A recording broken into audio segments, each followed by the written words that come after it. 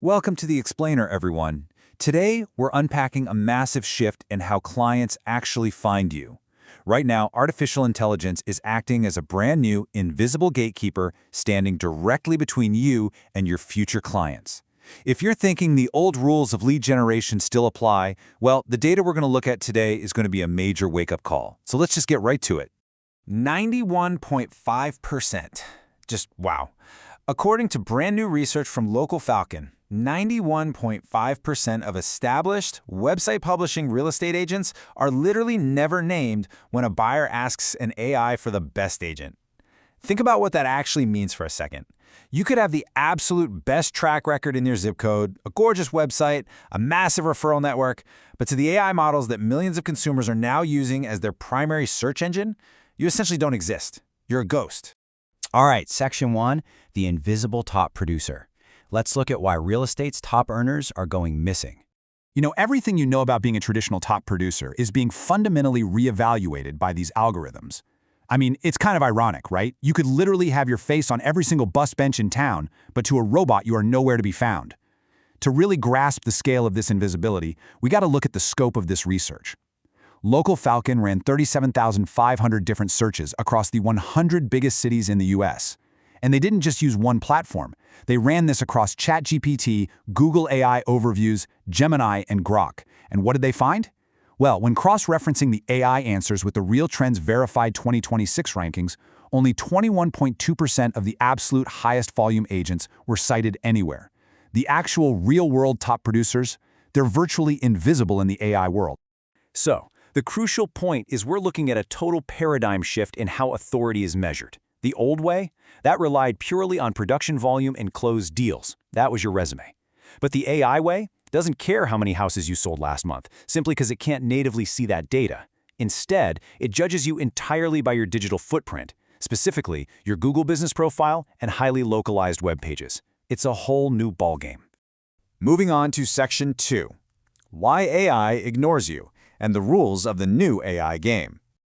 So if you want to stop being invisible, you've got to understand how these large language models actually choose who to recommend. And this brilliantly illustrates where AI is getting its information. Look at that. A massive 36.6% of AI citations are driven straight from Google business profiles. Zillow makes up 15.9%. What you should absolutely take away from this is super actionable. A highly optimized, review-rich Google business profile is currently doing vastly more for your discoverability than closing your next deal. It's crazy, but AI models trust Google's structured data above almost everything else. But there's another totally fascinating tactical layer to this. The research revealed that 18 out of the 25 most cited agent websites all shared one specific thing in common.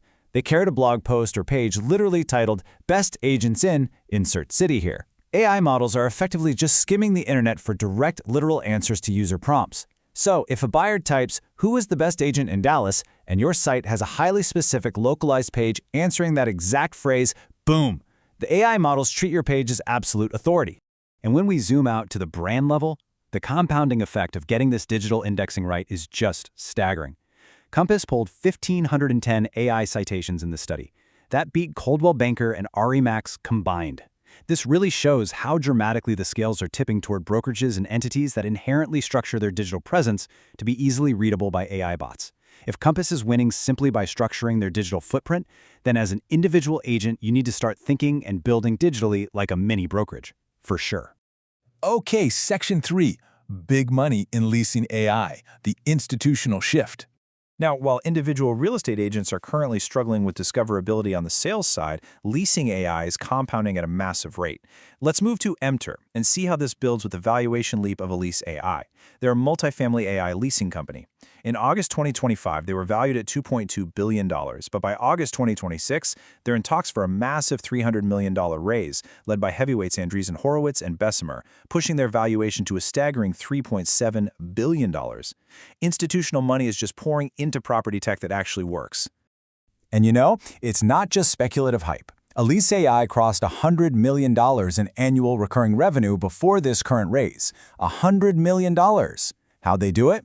By completely automating leasing conversations, tour scheduling, and tenant follow-ups. This milestone is undeniable proof of exactly where the property rental industry is heading. If you're in the rental space, this level of automation is going to reach you very, very quickly. Section 4, Talk to your property data. Conversing with comps. So, we've seen how AI finds agents and how it's taking over leasing, but the very way you interact with comps and market trends is also being fundamentally rebuilt. Institutional real estate data provider ATTOM is changing the game for everyday agents by shipping 3 distinct AI agents. Now, what's really interesting about this slide is how they break it down. The Property and Place Insights agent answers questions about individual parcels and neighborhoods. The Data Analyst agent handles market analysis and housing trends. And the Report Generation agent, that builds client-ready reports with valuations and maps. You don't have to pull complex spreadsheets anymore. You can literally just ask plain language questions to these AI agents. It's a real game changer.